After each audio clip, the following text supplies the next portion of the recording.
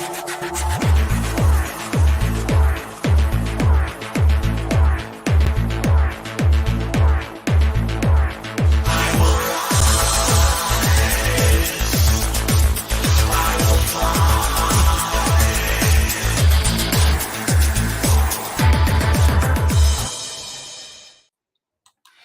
welcome to the Shortway Show. So happy that you are with me this evening.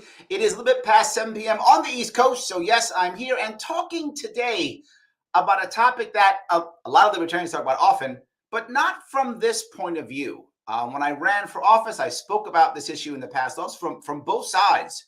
But this is about corrections. It's about our system. It's about the prison system and our society, from cops to corrections officers and kind of everything in between. And I have an amazing guest this evening, someone who wrote a book, Down the Rabbit Hole, someone who has been inside and outside of the system on both sides of this. He is an author and an activist, the man himself, Michael Liebowitz. How are you, sir? I'm doing fantastic. Thank you for having me, but I'd be remiss if I didn't say that I am actually the co-author. And my co-author is probably best to say he's the senior author. His name is Brent McCall. He's my best friend, and he's still on the inside. Yes, I'm sorry. I would have had him on, but he can't get out right now. So yes, No, absolutely. Yes, absolutely. 100%. I should have been clear. I apologize. Yes, I do want to give your partner full credit because from what I understand in your story, he was an integral part, not just of writing the book, but kind of you finding yourself, if that makes any sense. Or I mean, he was really part of it. If I remember the story right, you were friends 16 years, is that right? And actually cellmates for over 10. Did I get that right? Yes. We were cellmates for 11 years and friends for 16. Yes. There we go. And that's got to be a critical piece to making that happen. So I have to ask, you were sentenced, obviously 20 some odd years ago. You were sentenced, and you have said that it really wasn't the crime. You've said you really had a lifestyle of crime at that time, and that it really was, you actually enjoyed it. Like it was part of what you looked forward to at that point. That's kind of who you were. Most people don't say that. Why are you so open about that idea versus some people always going things like, well, I was the wrong place, the wrong time. And people always say things like that, but you don't. You were like, no, I was doing bad stuff. Why? Well, in order to change, I have to be honest with myself, and being honest with myself entails talking about the lifestyle that I led. And it's going to require to go back and forth a little bit. But in 2004, Brent McCall and we read a book called Inside the Criminal Mind by a guy named Stanton E. Samanow. And it was basically a distilled version of a previous work that he had done with Samuel Yockelson called The Criminal Personality. Mm-hmm. In reading the criminal Inside the Criminal Mind in 2004 and later The Criminal Personality, it was as if somebody had put out a blueprint for the way that I thought. Like, I mean, he nailed it. He knew. It was funny because we were both skeptical when he first bought the book. You know, like, yeah, who the hell is this guy? He's going to tell us what we are. And he nailed it. And I mean, really. And one thing that always stuck with me is he said, on the path to change, a criminal cannot be allowed one lie. That total integrity is a must, because one lie is just basically the seed that'll eventually blossom into a criminal act. Yep. So I have to be honest about it. And the truth of the matter is, I committed crimes as easily as most people breathe. It was nothing. Yep. It wasn't, I didn't say to myself, oh, let me go commit this crime today. I just lived my life, and that entailed committing crimes. Sure. No, I remember there's a statement in the 1980, I think 81 movie, Excalibur. I don't know if you happen to know the movie from the 80s. It's about King Arthur. And at one point, King Arthur is talking to Merlin. He says, Merlin, what's the number one issue of a knight? What's the number one, trait they have to have? What's the number one thing? And at one point, Merlin says, okay, it's truth. When a man lies, he murders part of the world. And when people tell me about truth in their life, I always think about that statement from that movie. It's a fantasy movie. It's about King Arthur and stuff. But the concept says that if you want to be a great person, in this case, a knight, you got to be honest. And you're saying something even more important. You got to be honest with yourself. That's hard, yeah. Mike. That's the hardest one. It's easy. It's easy to lie to myself, right?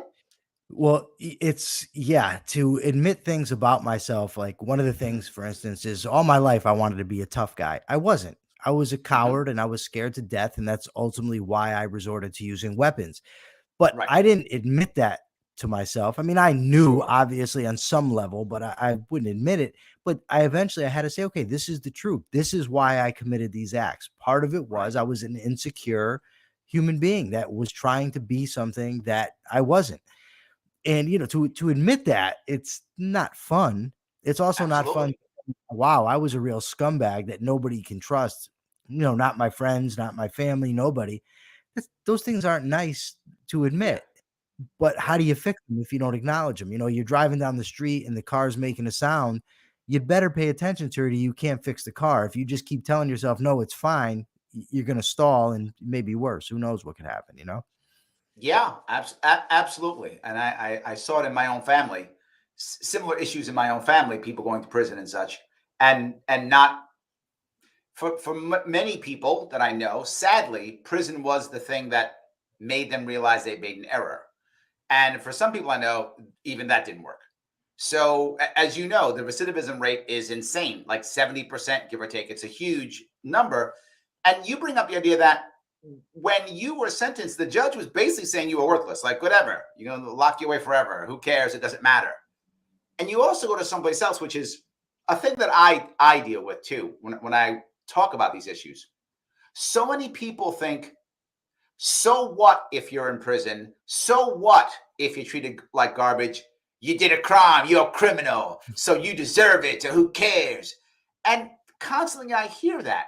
But even if that's true, you're a criminal and you deserve your pain. Okay.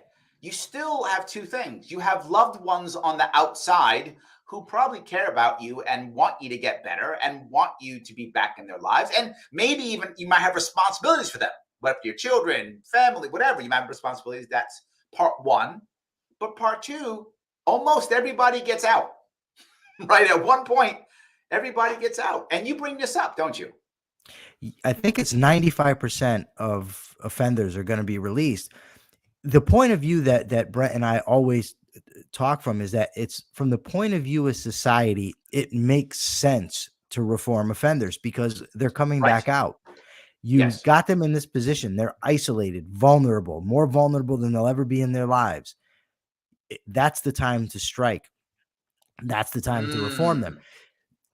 And you can say, like you said, I mean, unless you're going to pay to just lock people up forever for every crime, which nobody is willing to do. Well, I don't know. Maybe, Mhm. maybe I shouldn't say No, nobody because then the one some guy is going people to come are. out and say, yeah, but the vast majority of people aren't willing to do it. Right. Then you have to figure out what is going on, what is going to work. Now, you said something that it always brings my radar up because people say that. Well, so what if they treat them like dirt? Yep, they say it. They don't treat us like dirt in prison. I mean, not in any prison I've ever been in. I can't speak to every prison in the country, but I do know that in the prisons I've been in, they don't. And for the most part, we're just ignored. I mean, the COs actually, they kind of make friends with the inmates. They laugh, they joke with them. What's not happening is punishment, rehabilitation, deterrence, or I should put it in different order: punishment, deterrence, rehabilitation. Effective punishment should be enough to create the incentive to change. When guys are allowed to go to prison and spend their time playing video games, dominoes, basketball, arguing about sports, gambling, laughing, bullshitting with the CO, whatever, the work that's necessary to reform them is not getting done. And therefore, they're not getting any better. They're not Well, doing what they need to do. this part blew my mind when you were speaking about this, right? Really, because I heard I kind of knew it was true, right? Because I know a lot of COs. When I was running for office, I visited a lot of prisons. My father was a CO at Rikers Island way back in the day, back in the 70s and the 80s. And they would tell me, none of these prisons, they're not that bad. They're okay. Like they're doing okay. And then I see on like TikTok or Twitter, there's like people having fun in prison. It's like they're putting videos like, how do they get phones in prison? How are they doing TikTok in prison? How's it a thing? They're showing them shoot dice and I'm like, what's going on? And then you bringing this up makes me realize this isn't that bad for some people. It depends upon the person, right? If your life already on the outside isn't that good, now going to prison, it could even be better in theory, or safer in theory, if you know people, you know what to do, how to act. You've said, if I remember right, you said they make it to where it's basically just like on the outside, just no women. Yes, that's probably a little bit hyperbolic, but not much.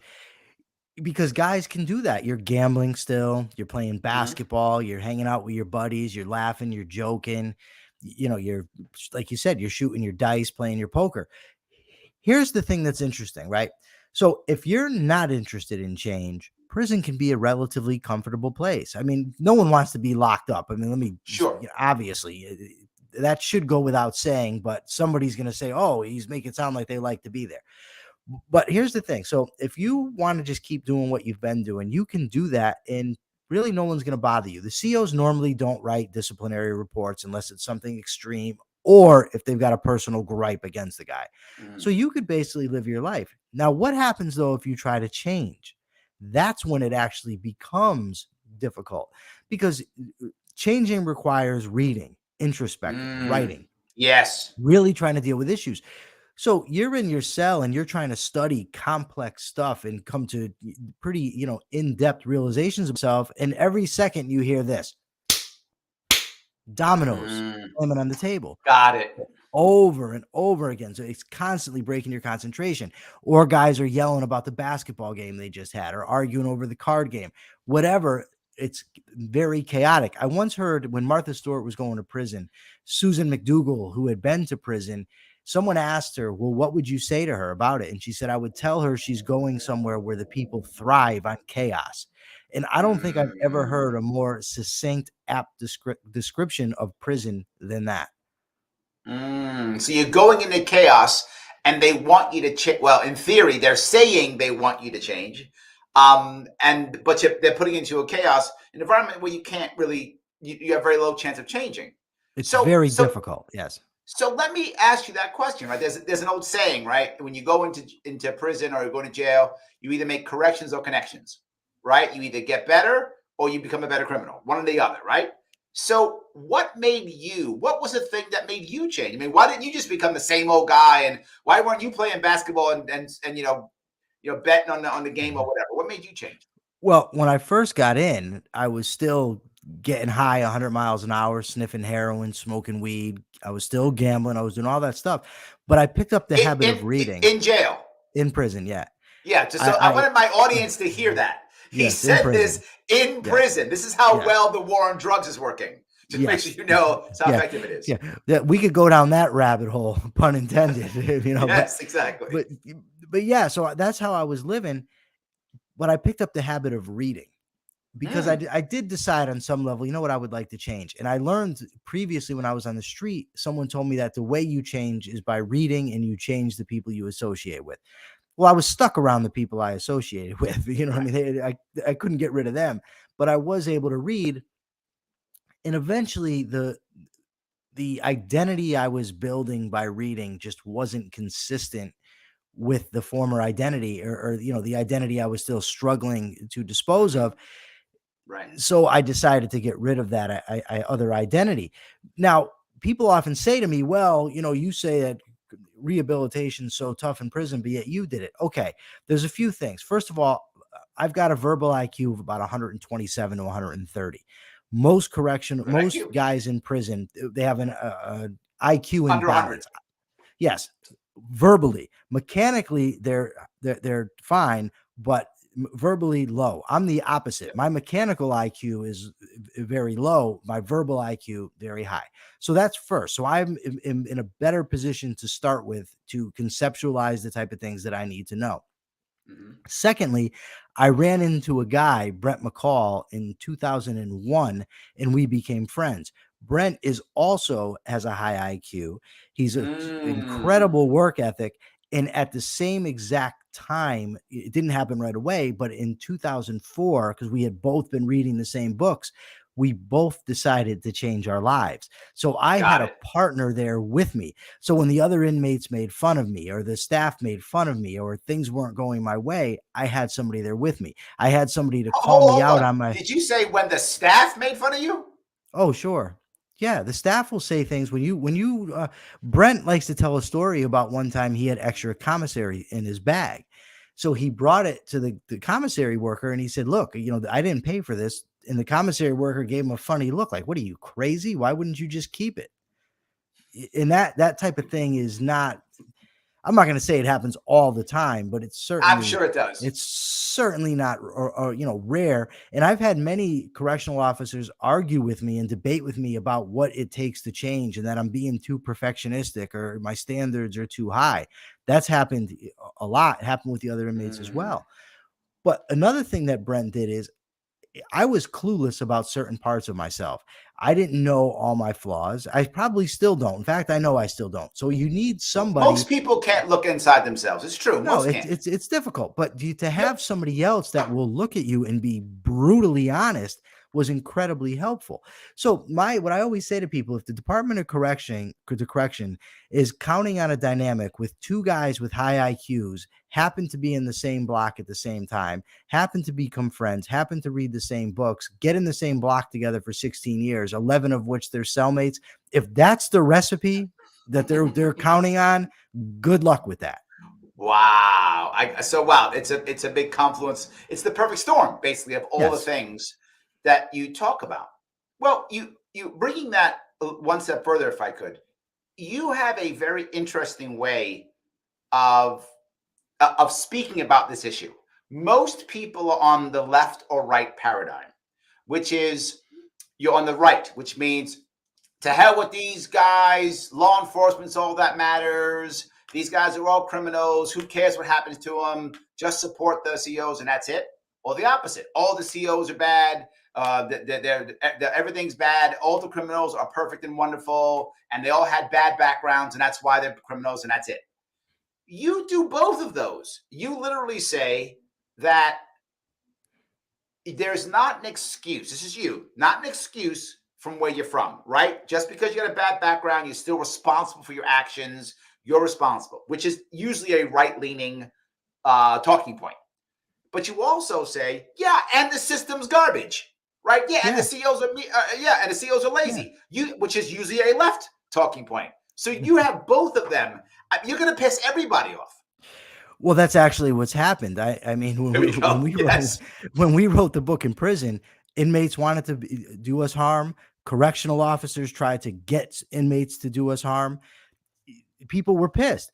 But the thing is, it's the truth. And I try to explain this. And there were some inmates that understood that if I just go out there and bullshit people and tell them how hard it is for us and how we're victims, I lose credibility immediately. So aside from just wanting to tell the truth because of my own character, from a totally practical, pragmatic point of view, it makes sense to be honest because that's how you gain credibility with people.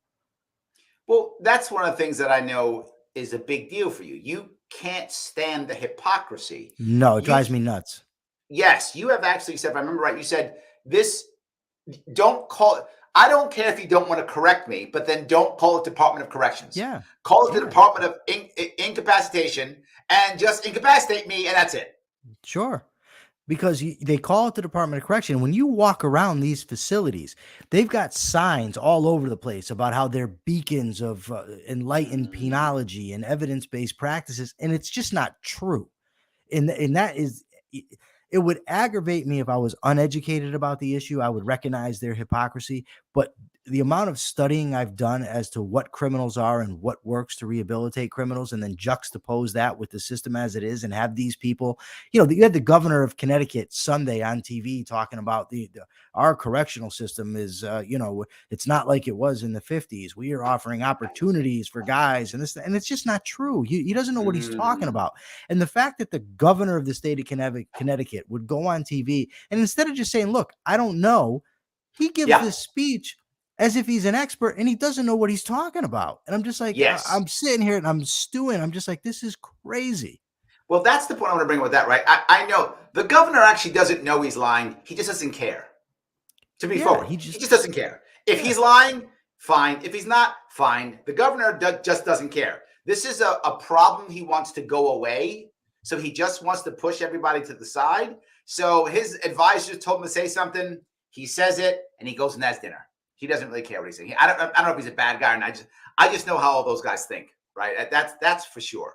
But the other thing that you mentioned is you show that there is so much corruption in the corrections officers and the system, and it's institutional. In fact, you even said that even good correctional, good guys, like a lot of them you would hang out with, but they're in a system to where they're going to be corrupt. Like they're going to be bad.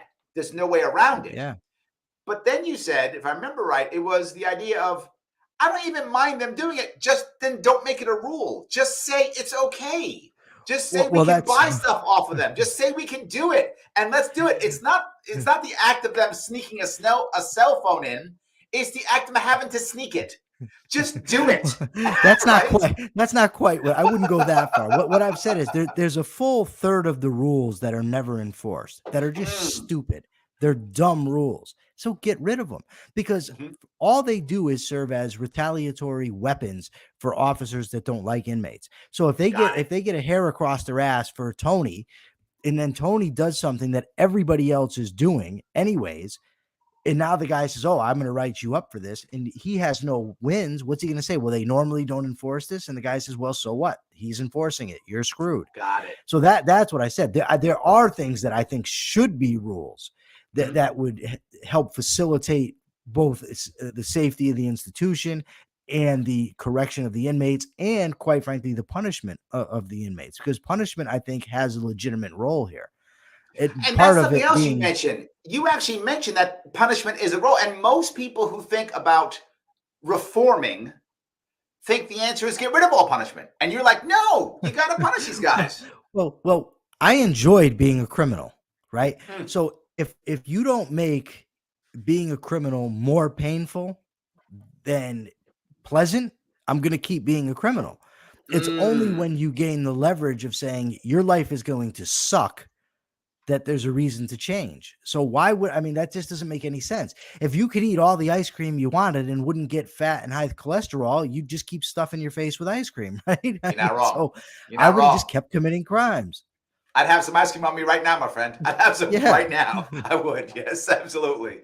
Yes. So, but I think that's the part that's interesting. What you're talking about, not what I think the average person thinks about when it comes to punishment is, you're just being cruel to an inmate. What you're saying is, no, it's got to be evidence-based punishment when they make the error, when they do the wrong thing. It's got to feel worse to do the bad thing. And it's almost like you feel like, I'm going to paraphrase, that they have to earn it, right? That if the inmate is doing the right thing, the inmate then gets benefits, right? Yes. If the inmate's doing the right thing, the inmate gets benefits, and that's how the inmate learns to be better or stronger or whatever the case may be. That's how you feel.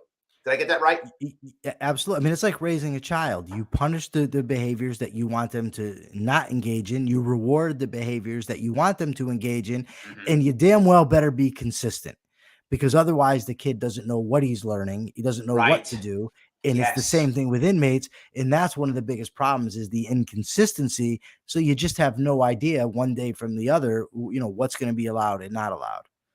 Absolutely.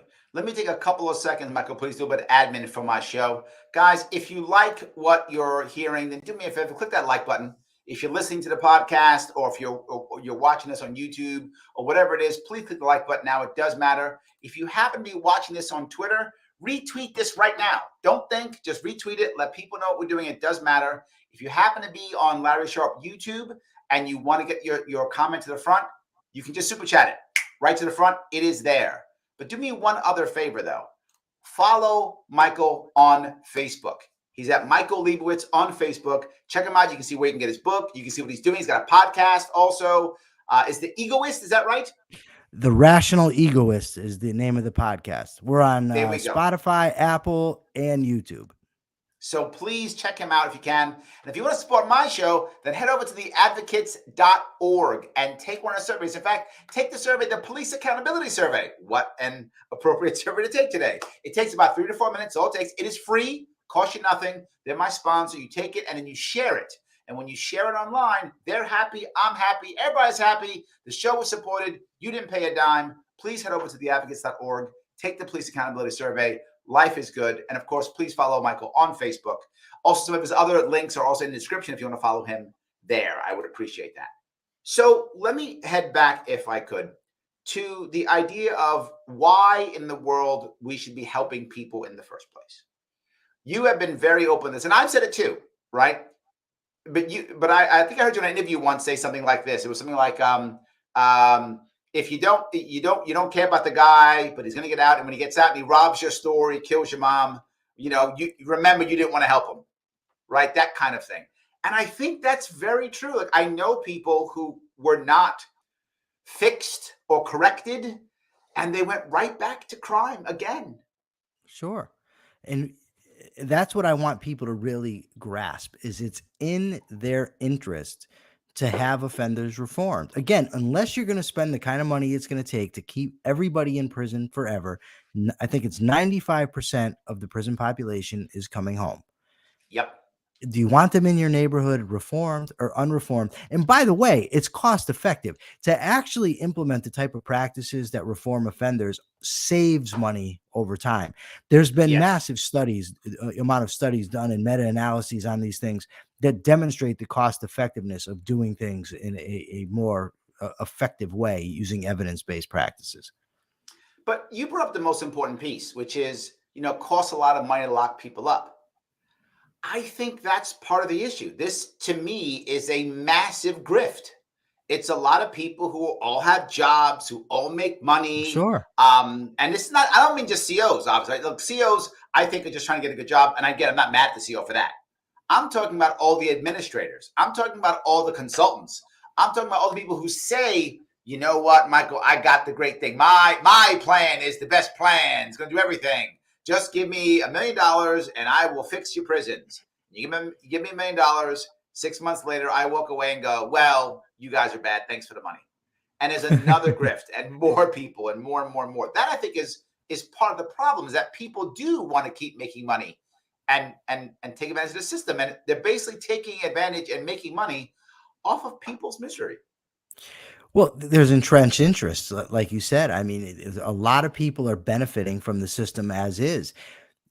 By the way, inmates also. Let's not forget that. One of the things that Brent and I proved is the degree to which staff and inmates are on the same page in not wanting the system to change. When I say the inmates benefit, I'm not saying long term they're not benefiting because they're not being reformed, and it would be in their interest to be reformed. But in the short run, they're getting to do what they want to do and getting to live the lives in prison that they want to live in prison. When everybody benefits from something, or the majority of people benefit from something, it's very difficult to change. Especially, you've got a correctional officers union here in Connecticut that's very powerful. So it's almost impossible to fire them. So I've put this scenario out there to people. I said, if I was to tell you we were going to set up a system and it was going to take entirely out of view from the public, the people who are going to be working in the system are going to be unionized, so you cannot fire them. The only people ever likely to complain are going to be criminals that nobody cares about. What do you think is going to happen in that type of system? Incentives matter. Right. And when that's what's going on, it doesn't take a rocket scientist to figure out what you're going to end up with. Yeah. Our corrections union here in New York State is nowhere near as strong as Connecticut's. In fact, we actually went 3 years here with no contract at all. I think the Governor Cuomo was not a fan of the corrections officers here at all. So a little bit different, still unionized, but a little bit different in this case. So I guess if we're looking at that, does that mean you have to break the union up? Yes. Well, there we go. You answered that question.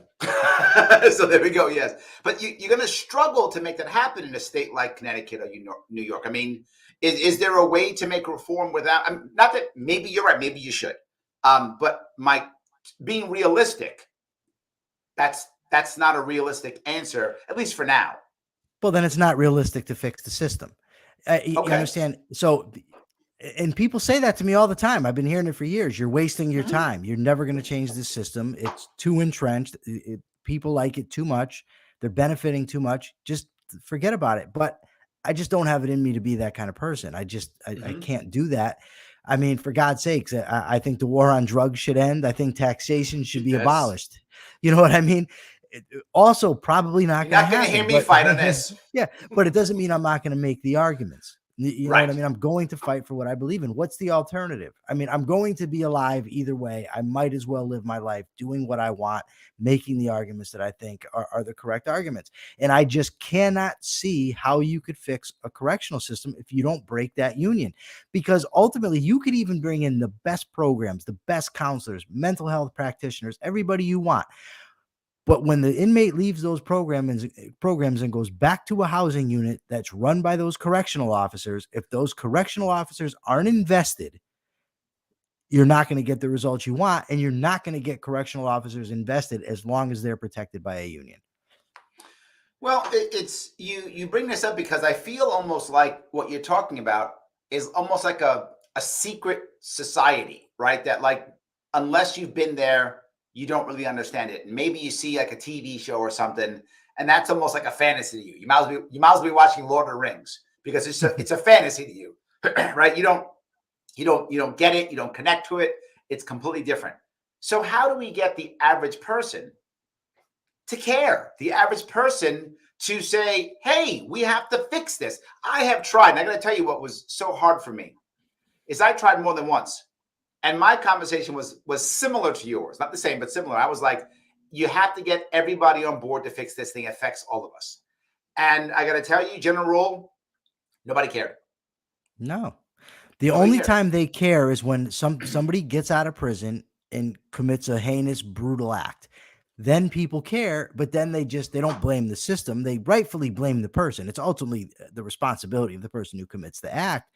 Right. But again, if the system is going to tax you, if it's going to call itself the Department of Corrections, if it's going to tell you that it's doing a good job, then it ought to do that.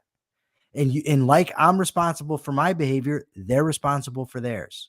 And I don't see how they can escape that.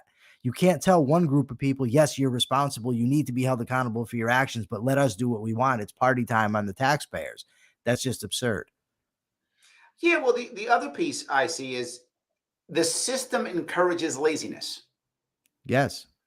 Right? It encourages everyone involved to do as little as possible. So if you're the one guy, to your point, who's trying to get better, they go, stop. What are you doing? You're making us look bad. Just what are you doing? Stop. Yeah. Don't do that. So then how do we make incentives to where now people want to do better? People want to do more. Well, private prisons is a dirty word here in America, but let me submit that the private prisons in America are not run like any private business I've ever heard of, because the private prisons in America are reimbursed based on the amount of beds they fill. Right. So if anything, the incentive is to not rehabilitate offenders, right? Sure. But there is a company run out of the UK. I'm not endorsing them because I don't know enough about them, but it's called Serco. They have prisons in New Zealand. They have prisons in Australia. And part of their reimbursement package is they reimburse the staff based on results, based on lower recidivist rates. That is how a business runs. You get paid based on results. Like, you know, if you're making cheeseburgers at McDonald's or wherever, you're not getting paid for the amount of burgers you make. You're getting paid for the amount of burgers you sell. And if those burgers aren't good, people aren't buying them. So why you would reimburse a correctional institution because they simply house people, that's like, you're just paying them to be a hotel for convicts. That's not going to get the job done. Hotel for convicts. But something along the lines of what Serco does, I think could be done and could be effective. Because I'll tell you what. Instead, I'm sorry. If you and I are both correctional officers and our bonus is tied to results and I see you screwing off, well, now you're affecting my money.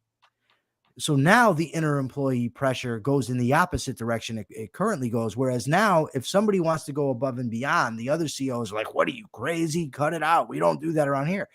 But if it's digging into your pocket, now, whoa, we don't have that around here. You're interfering with my ability to pay my mortgage now.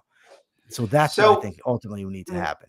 What about if you had something like a two-tiered system where you had people who were not going to get out, no chance of getting out, and that person, the company was paid a flat fee for, right? Whatever that fee is, right? You get X Yeah. $1,000 a year. This person never getting out. You're now a hotel for conflicts for this person. But everyone else who's getting out, you get a bonus similar to a recruiting company. So whatever salary the person gets, you get 1 year of their salary as bonus, just like a recruiting company does. That's a model now.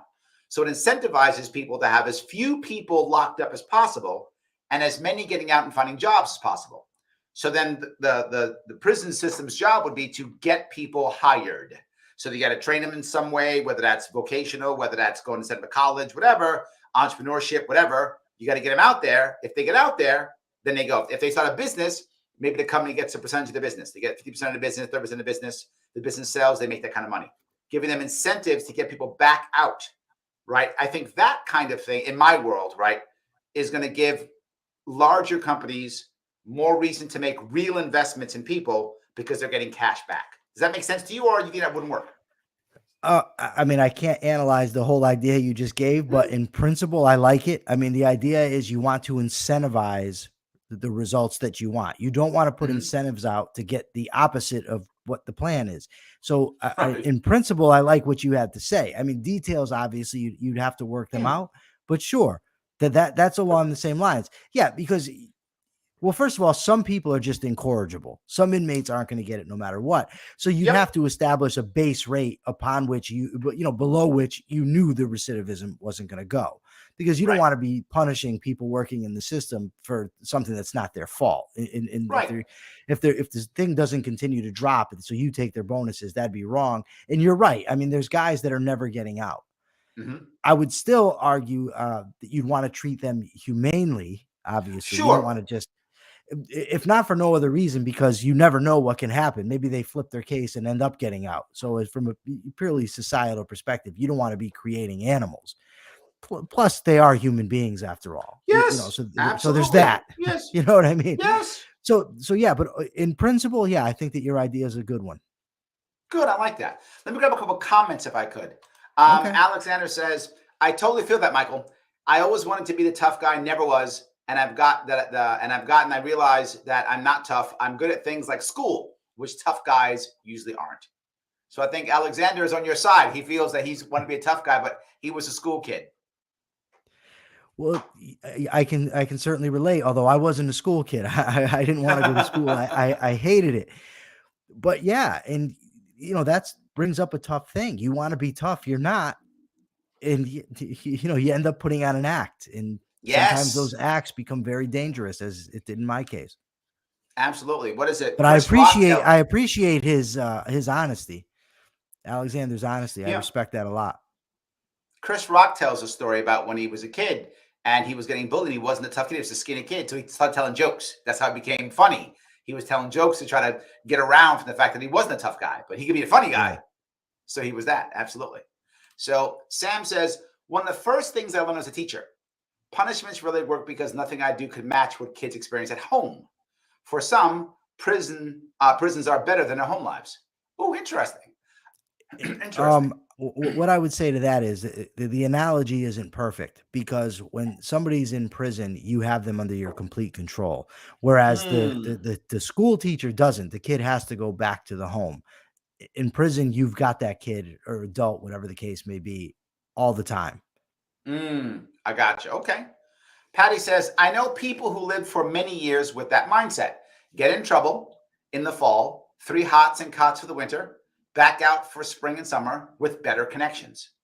So yeah, I've known people, my mom used to call them jailbirds when she was kids. She said people who just, like, instead of snowbirds, I live in New York, so we call snowbirds who go to Florida in the winter and then come back. She would call them jailbirds. They just go to jail in the winter and then they come back out in the spring.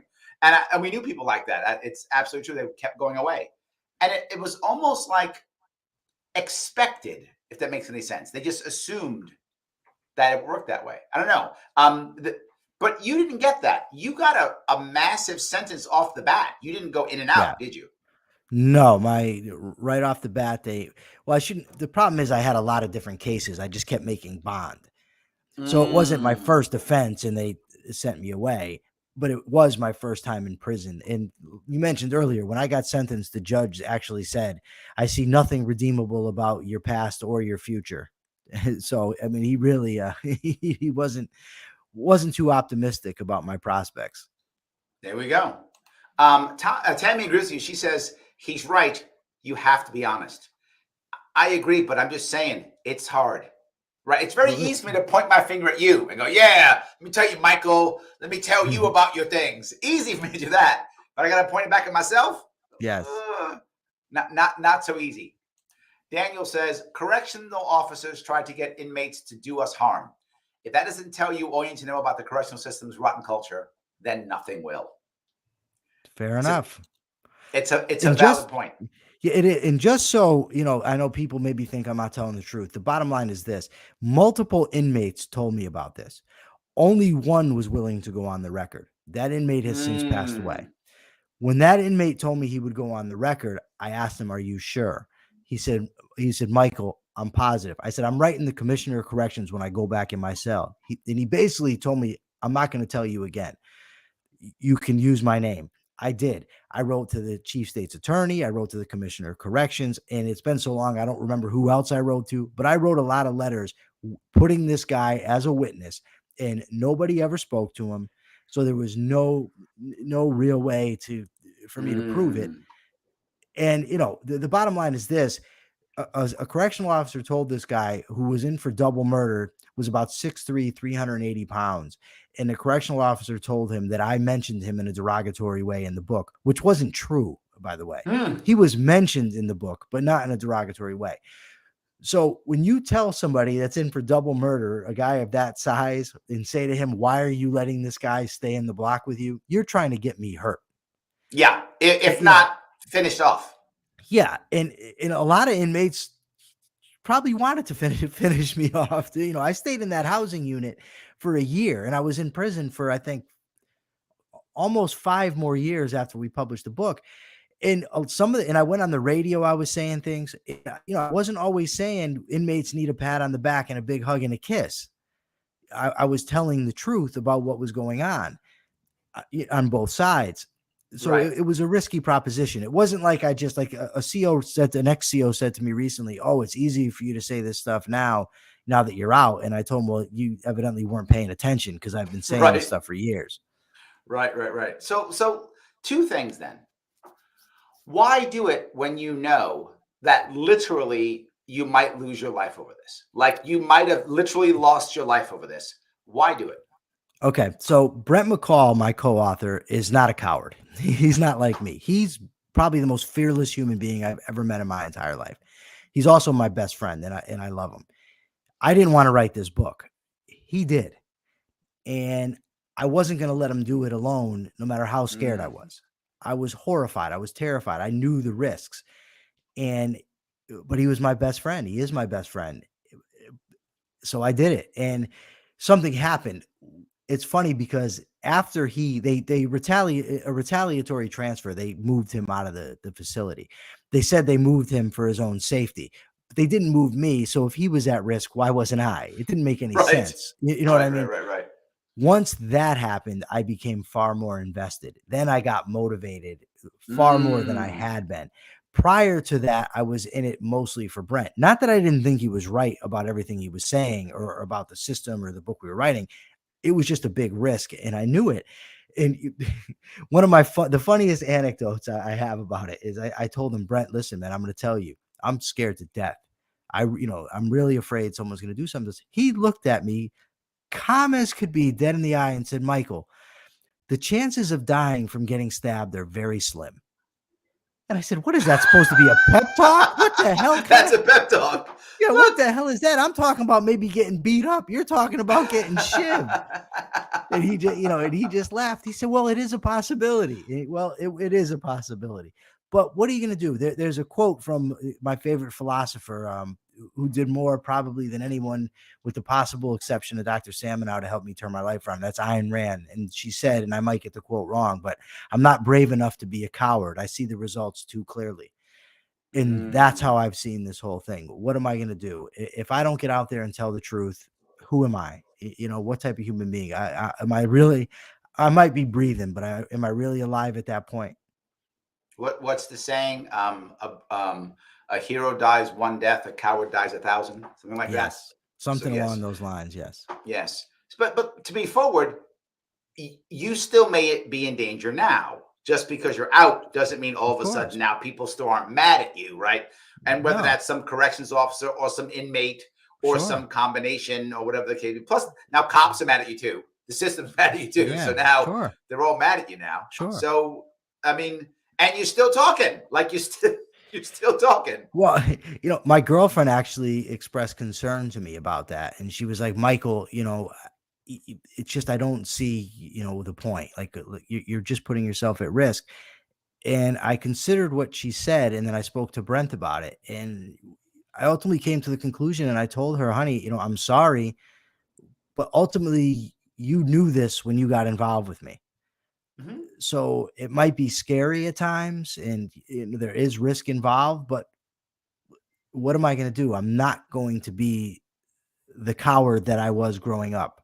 I'm just not Mm-hmm. going to do that. And telling the truth, I think, is important. So is McCall going to be getting out soon? Do you know if he's on his way out? Not on his way out? Do you have any idea He where he's going to go? unless things break his way, he won't be getting out for quite some time. He has a lot of time left to do in the state, and then he has 16 years to do in the federal system. I'm hoping he, something happens for him and he gets out sooner. He certainly has earned it. The man has more integrity than any human being I've ever encountered, and he's worked very hard to get it. He deserves to a break. He deserves a chance at life. He's already spent more than a quarter of a century in prison. He deserved it. He knows he deserved it, but I think that we need to hold out hope for people that are actually willing to reform themselves, and he certainly has. Well, I want to bring that piece up, right? And the whole system in general drives me crazy.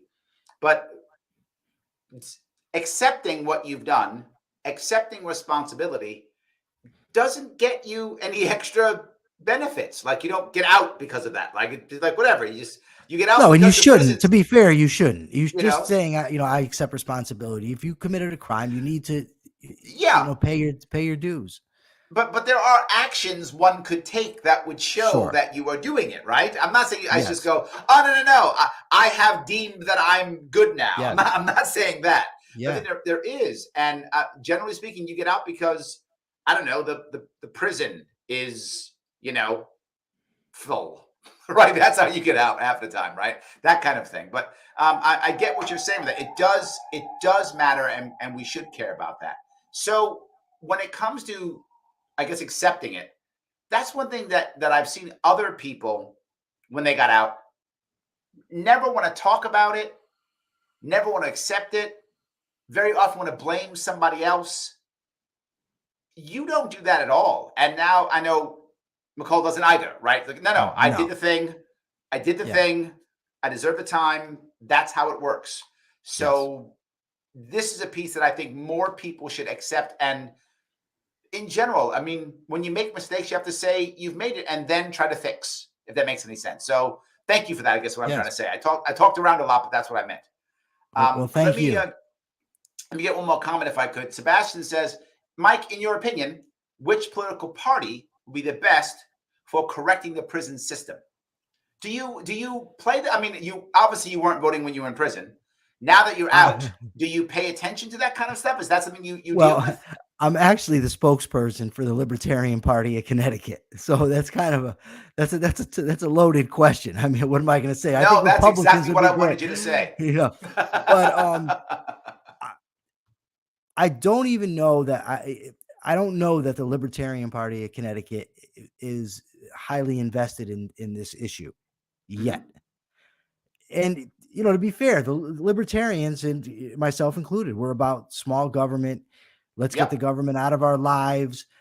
Let's get rid of victimless crimes. Let people keep Yep. their money. Pro-capitalism.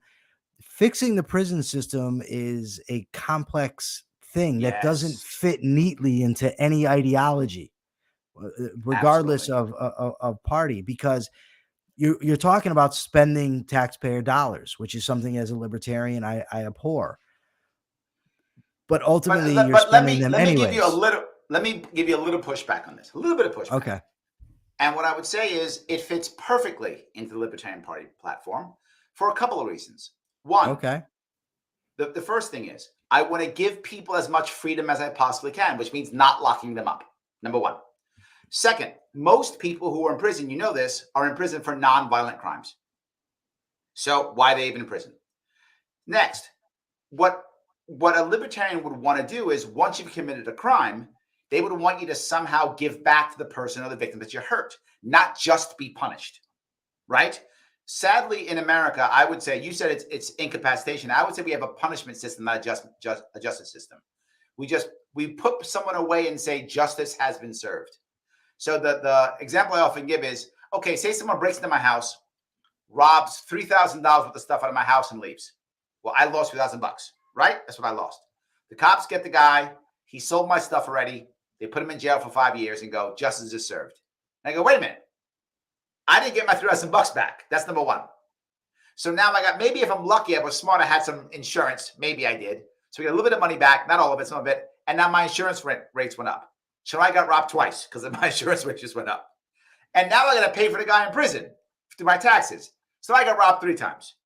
I would say if the Libertarian Party was to create a prison system, it would be a justice system that wouldn't be only about locking people up. It would be about giving back somehow to the people who are hurt. And I go one more step to your point. Yes, I'm paying money to lock somebody up. That's true. I'm also paying to help somebody. That's true. But if I don't help them, to your point, they're just going back in jail again. I'm spending far more money locking the person up for multiple years than I would for any vocational school, college, training program, whatever thing. Far more in keeping a guy locked up for 30 years than locking him up for 5 years and teaching him how to weld or whatever is the thing the person wants to do. So I would say the opposite. All right. So Libertarian Party, Connecticut, Larry Sharp said it. Let's get on board. Let's reform the correctional system. I have now said so. So yes, Daniel says, hard question. If an inmate has a sentence possibly longer than he will live, what reason would Mike offer for why this inmate should embark on reforming himself? What's the end game when the inmate may never get back into society? Good question. It's a tough question too. It is, and it's complex because it ultimately has to do with the way a person feels about him or herself. And I my podcast, the Rational Egoist, I'm a disciple of Ayn Rand, rational self-interest. And part of my, well, not part, the main reason for reforming myself is because it's in my interest to do so, to stop living as I was living. Right. With somebody that's never getting out, how do you make that argument? And the only way to do it would be to explain that, look, I know your self-esteem's in the toilet right now. You don't feel good about yourself.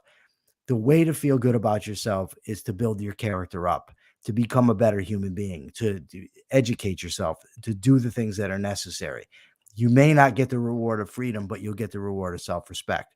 It's a tough sell because the guy may not even want to admit he doesn't respect himself. You know what I mean? So it's tough, but that's really the only thing you could do. Well, that goes into treatment, if that makes any sense, the treatment. And I know that most prisons have some form of treatment, some department or group of treatment. But custody and treatment often fight each other. You think they should be the same together? Yeah, because as Brent put it in the book, I think he said custody thinks the inmate needs a beating and programming thinks he needs a hug. When in reality, neither one is true. And yeah, you need to have this boat everybody rowing in the same direction. Otherwise, you get what we have. And it's not effective from anybody's perspective, except perhaps the people who get paid by the system. There we go. So let me do a little bit of a housekeeping for my audience, if I could. Guys, if you like what you're hearing, please click that like button. It does matter. If you are watching on Twitter, please retweet this right now. It does matter. Please do it. If you are watching on YouTube and you want to super chat, feel free to super chat. That's awesome. But you know who sponsors this show? It's the Advocates for Self-Government. That's who sponsors the show. If you want to make sure the show keeps going, you don't have to pay me a dime. You can write me big checks if you want to. I'll take your money. So if you want to do it, please feel free. But not required. All you have to do is head over to theadvocates.org, take one of their surveys. They have tons of them. They have a police accountability one, kind of apropos for today. or take the world's smallest political quiz, any of them. Take one of them. It's 2 minutes, 3 minutes, maybe 4 minutes for the longer ones. Share them online. They're happy. I'm happy. The show keeps going and it's free. Please do that. More importantly than all of that, please follow Michael on Facebook if you're on Facebook. If you're not on Facebook, I get it. He's also on Twitter. I believe it's Libo is out. Is that what it is, right? That's what it is. Libo is out. There we go. But I actually put all the description where you can get his book. That's on Amazon. That's all there in the description. If you care, please go in the description, get his book, do all those things. It does matter. So I do have one more question, though, and this is an interesting one. It's from a comment. He asks, does Alex asks, since Brent is still in prison, does he receive any of the profits from the book sales? Does he benefit from the book sales? Brent actually spent more money on the book than we've gotten back from sales. We've probably given away more copies than we've sold. The point in writing the book was not to get rich. It was to make a difference. So we've given away hundreds of books. I mean, wow. The whole way I got in contact with you was my friend gave a copy of the book to a guy at a CT Liberty rally. Yep. And, so that's been our goal. Now, if the book does start making money, yes, Brent will get some of the profits. There we go. So let's go out and buy the book. I'm hawking the book tonight. Let's hawk the book. I'm hawking it tonight. Buy the book. It's good. It's a good cause. It does matter. You should read it. But even if you don't read it, buy it anyway and give it to your friend. It's fine. Buy the book anyway. It's all good. But you should read it. And I think they'll love my podcast, by the way. The Rational Egoist. I've got some great guests. My first guest was actually David Friedman. There we go. Perfect. So now we got a good podcast to go to also. So please do that if you can. Before we wrap this up, anything you want to talk about, something I might have missed? No, I really encourage people to look into this issue. Look into Dr. Stanton Samanow. Look into criminogenic needs, evidence-based practices. Some of the, it sounds kind of like slogans, but look into these things. You'll learn that I do know what I'm talking about, that there are things that have been shown to work to reform offenders, and it's a lot cheaper than what we're currently doing. Absolutely. And it's actually also the human thing to do. It really is the human thing to do.